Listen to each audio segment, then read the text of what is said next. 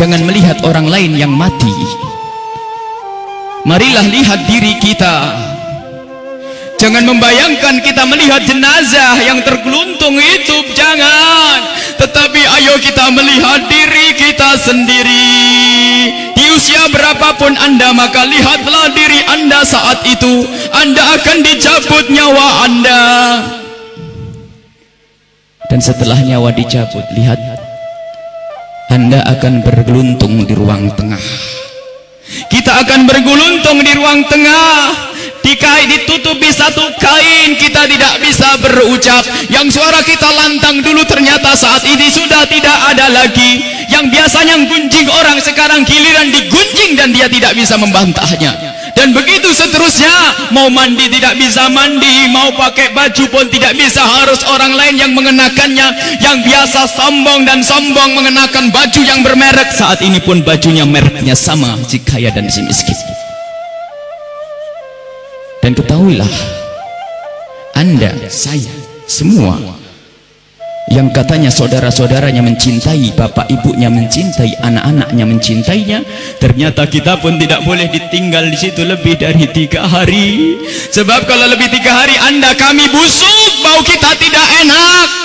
Apa yang harus kita sombongkan di dalam hidup ini jika ternyata setelah nyawa dicabut 3 hari setelah itu kita busuk? Dan kita harus dikirim ke satu tempat. Kita harus dibawa ke satu tempat. Jangan dibayangkan orang lain. Anda yang dibawa, Anda yang dimandikan oleh orang-orang, Anda yang dikafani oleh orang-orang, dan saat itu pun Anda diangkat di atas kepala orang-orang. Jangan berbangga Anda tidak jadi kemanten saat itu. Anda akan dibawa ke alam barzah, Anda akan dikirim ke kubur. Sadarlah saat itu Anda di atas kepala manusia dan hanya Anda mendengar suara yang indah jika Anda ahli iman.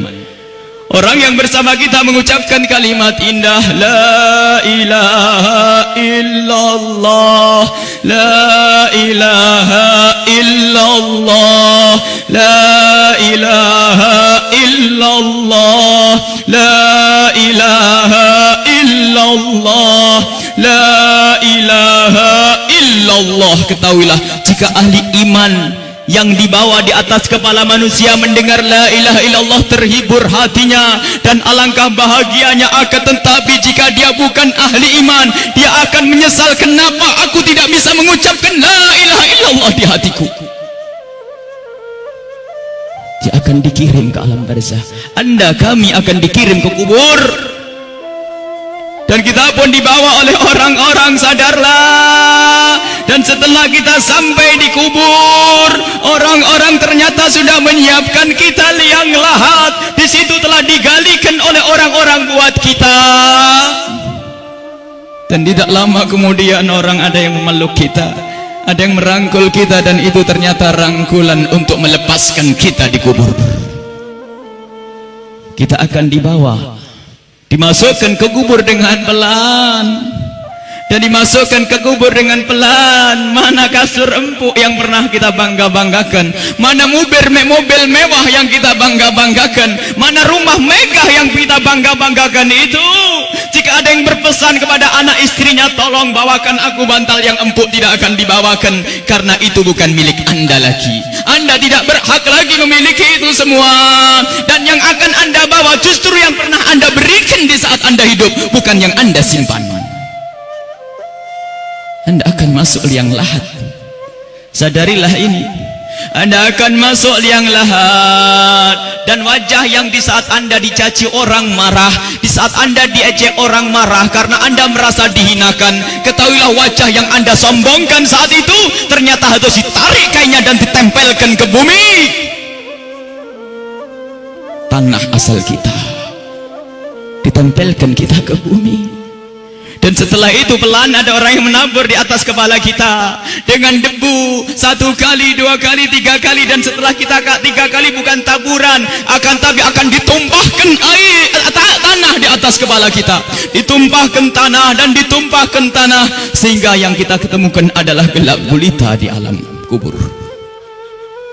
Seperti yang disabdakan oleh Nabi Muhammad, sungguh Sungguh saat itu orang di dalam kubur bisa mendengar terompah kaki orang yang berjalan di atas kepalanya.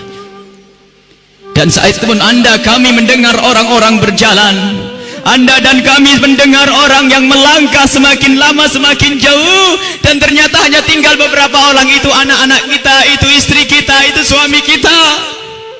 Dan mereka pun ternyata tidak mau bertahan lebih dari setengah jam. Setelah itu pun mereka melangkahkan kaki, dan suara kaki itu semakin jauh. Dan ketahuilah saat inilah kita memetik amal perbuatan kita di dunia. Saat inilah kita akan merasakan apa yang pernah kita tanam waktu kita hidup di dunia. Anda ahli salat, Anda ahli ibadah, ketahuilah sebelum kedatangan malaikat mungkar nakir, ternyata Anda banyak yang menziarahi Anda, banyak yang datang. Ada yang mengucapkan salam, assalamualaikum. Anda menjawab, waalaikumsalam, siapa engkau? Suara itu menjawab, aku adalah solat malammu dulu. Ada lagi yang datang mengucapkan salam, assalamualaikum. Lalu Anda menjawab, waalaikumsalam, siapa engkau? Aku adalah sedekahmu dulu. Assalamualaikum. Lalu Anda menjawab, waalaikumsalam, siapa engkau? Dia menjawab bahasanya, aku adalah kemaksiatan yang pernah engkau tinggal. Aku adalah baktimu kepada orang tuamu. Aku amal-amal soleh ternyata pada berdatangan. Amal-amal soleh berdatangan menemani Anda, bersama Anda saat itu. Dan ketahuilah, Anda tidak akan gentar dan tidak akan takut di saat berhadapan dengan makhluk Allah yang bernama malaikat mungkar dan nakir. Anda tidak takut lagi saat itu, karena Anda ditemani amal-amal baik.